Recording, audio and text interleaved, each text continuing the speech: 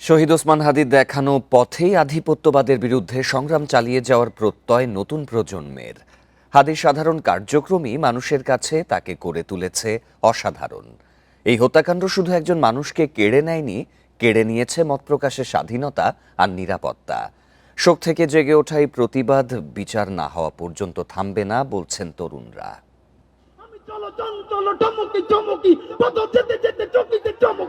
বলিষ্ঠ এক কণ্ঠস্বর আর বিপ্লবের ঝংকার, সদা হাস্যোজ্জ্বল কিন্তু অকুতভয়। জুলাই অভ্যুত্থানে ছিলেন সম্মুখ সারিতে, গড়তে চেয়েছিলেন নতুন বাংলাদেশ। ঘাতকের গুলিতে শেষ সেই স্বপ্ন। শহীদ শরীফ ওসমান হাদি বিমান বাংলাদেশ এয়ারলাইন্সের একটি ফ্লাইটে সিঙ্গাপুর থেকে ঢাকায়।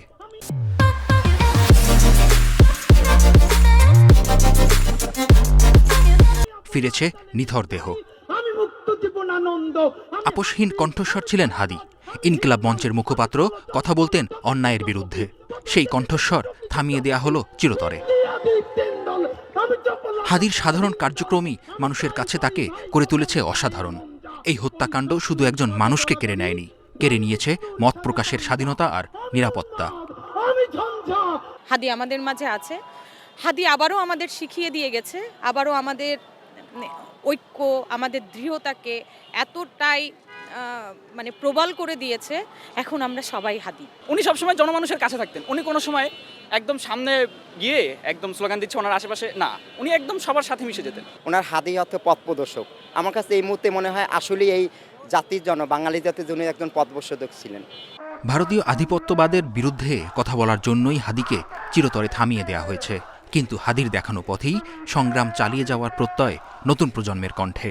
ভারতীয় আগ্রাসনের বিরুদ্ধে বা বিভিন্ন যেমন পশ্চিমা আগ্রাসনের বিরুদ্ধে যেভাবে কথাগুলো বলছে, ওইটা পুরে আসলে বর্তমান যে প্রেক্ষাপট, বাংলাদেশের মধ্যে যে সিকিউরিটির যে একটা সমস্যা, উনি পুরে আসলে নিজের জীবনে ঝুঁকি নিয়ে বাংলাদেশকে প্রতিনিধিত্ব করে গেল। আমরা এই সংগ্রাম জারি রাখবো। আমরা যদি শহীদ হয়ে যাই, আমাদের সন্তানরা সেটা জারি রাখবে। তাদের সেই প্রজন্মের পর প্রজন্ম এই আমাদের এই সংগ্রামটা জারি থাকবে। শোক থেকে প্রতিবাদ, প্রতিরোধ, এইসব কণ্ঠস্বর চাইছে বিচার, চাইছে নিরাপত্তা, চাইছে আর কোনো হাদির রক্ত না ঝরুক। মেহেদী হাসান, ইন্ডিপেন্ডেন্ট নিউজ, ঢাকা।